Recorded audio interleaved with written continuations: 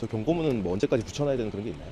그런 건 없죠. 겨울에는 뭐 강제 집행 안 한다는 얘기도. 예, 원래 겨울에는 권고사항으로다가 네. 개고만 하지. 그렇죠. 뭐 여기가 어차피 뭐 상가가 공실이니까. 그러니까 뭐 채무자 없거나 뭐 네. 이런 데는 상관없는데, 근데 조금이라도 뭐 가전제품 이런 게 남아 있으면 점유 확인해봐야 돼요. 근데 기본 옵션이 있는 경우도 옵션 많으니까. 빼놓고, 옵션은 뭐 저희도 안 건드리니까 안 네. 하니까. 그렇죠, 그렇죠. 옵션 이외에 이제 물건이 거기 있다. 음, 그래도 점유 확인 들어가야 돼. 열린 것 같다. 아, 열렸다. 아, 열렸다. 축하드립니다.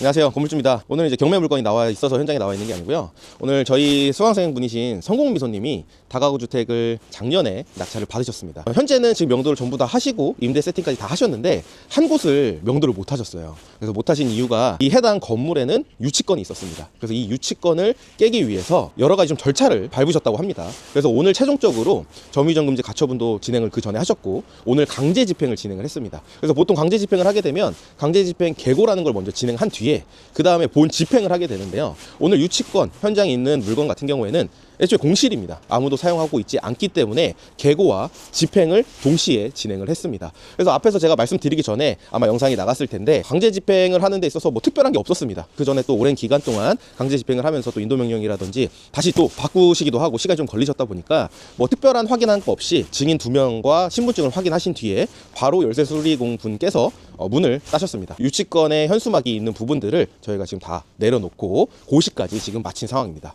그래서 오늘 저희 건물주이신 성공미소님을 모시고 간단하게 이 물건 어떻게 받으셨고 유치권 진행 어떻게 깨트리셨는지 한번 여쭤보도록 하겠습니다. 안녕하세요. 네, 안녕하세요. 현재 50대 후반의 직장인이고요. 은퇴 이후에 어떻게 할 것인지 많은 고민이 있었고 그 와중에 이제 건물주님 만나서 좋은 결과를 낳았습니다. 하여튼 오늘 뭐 명도를 하고 나니까 정말 기분 좋습니다. 그러면 이제 이 물건 같은 경우에는 유치권이 있어가지고 강제 집행을 하셨잖아요. 네. 근데 지금 아까 날짜를 안에서 보니까 점유이전금지 가처분을 작년 9월 말에 하셨더라고요. 네, 그리고 이제 강제 집행을 본 집행을 이제야 진행을 하셨는데 네. 굉장히 좀 오래 걸리셨습니다. 네 맞습니다. 근데 이렇게 오래 걸린 이유가 있었을까요? 네, 원래는 그 9월 3일 날 잔금 치르고 이제 9월 달에 점유이전 금지 가처분을 신청을 해서 먼저 해놓고 이제 소유자를 통해서 강제 집행을 하고 계약을 하려고 했습니다. 강제 집행까지 갔다가 집행관들이 점유이전 금지 가처분을 한 점유자가 있기 때문에 같이 해야 된다 그래서 다시 하게 되었습니다. 그래서 그 과정에서 인도명령까지 나오는데 시간이 좀 걸렸던 것 같습니다. 그 전에 이제 소유자에 대한 그 강제 집행을 신청할 때 그 수치가 도달이 안 돼서 그거에 많이 걸렸죠. 송달이 돼야 되는데 그렇죠. 송달이 안 돼서. 네. 그럼 공시송달로 진행이 됐나요? 네, 그 결국엔 공시송달로 했다가 거기서 이제 다시 명예 바꿔야 돼서. 그래서 시간이 좀 그렇죠. 걸렸어요. 어쨌든 지금 유치권이 있는 물건이다 보니까 유치권자에게 송달을 다시 시키신 거죠. 그렇죠. 근데 이제 유치권자 같은 경우에는 송달을 시키려고 그러면 여기 해당 1층 주소에다가 하신 건가요? 1층 주소로 하면 안 되기 때문에 변호사님하고 같이 이제 진행을 했고 주권자의 명을 받은 게 있어가지고 네. 그쪽으로 하면 송달이 되기 때문에 차라리 그쪽으로 하자. 아, 그래서 그쪽으로 해서 한 달 정도 한 달 정도. 시간이 걸렸던 것 같습니다. 그러면 사업자 소재지 같은 경우에는 명함을 갖고 계셨다고 했는데 네, 명함은 또 어떻게 갖고 계셨습니까? 제가 입찰 들어가기 전에 그 유치권자를 만났습니다. 어. 그래서 그때 만나서 또 명을 받은 걸로 네. 네, 아, 가지고 네. 있습니다. 어쨌든 그 사이에 좀 접촉을 하셨던 그런 부분들이 네. 있다 보니까 그때 그 명함을 토대로 해서 이제 인도명령 신청을 했고 그럼 송달이 최종적으로 됐나요? 네, 다 됐습니다. 아 그럼 그쪽 유치권자는 송달 받았네요? 네, 받은 그리고 나서 별다른 연락이나 조치가 없었을까요? 연락 같은 건 없었고 맨 처음에 낙찰 받았을 때 한번 문자가 왔더라고요. 답을 안 했고 그리고 그냥 진행한 거죠. 그러면은 지금 해당 건물에 유치권이 있었는데 네. 유치권 금액이 어느 정도로 주장하셨다는 건가요? 그때 말하기는 5억 정도로 얘기를 하더라고요. 그러면은 지금 오늘 강제 집행을 하시고 이제 점유를 깼잖아요. 네. 유치권이 애초에 이제 사라지는 상태인 건데 네. 그러면은 뭐 비용을 뭐 공사대금 주신 거예요? 아니요, 한 푼도 안 줬습니다. 한 푼도 안 주시고. 원래는 3, 4천 정도 그냥 주고 끝내려고 그랬는데 워낙 그쵸. 높게 부려서 네, 그렇죠. 옛날 기억이 이제 막 새록새록 납니다. 사실 제가 성공미소님과 이제 물건 코칭을 또 해드릴 때 전화도 굉장히 많이 했었는데 제가 느꼈던 건 그거예요.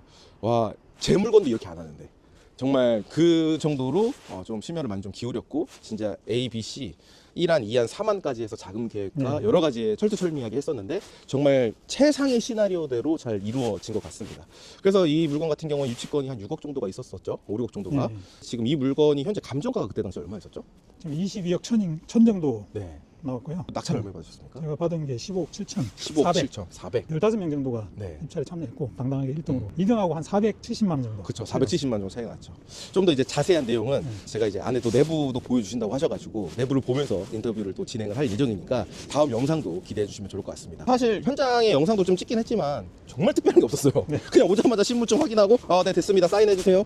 그 다음에 문 땁니다. 문 따는데 한 10분 정도 걸린 것 같아요. 따시고 나서 게시문을 이제 붙여놓고 이제 알아서 현수막 다 떼시고 다 하시면 된다.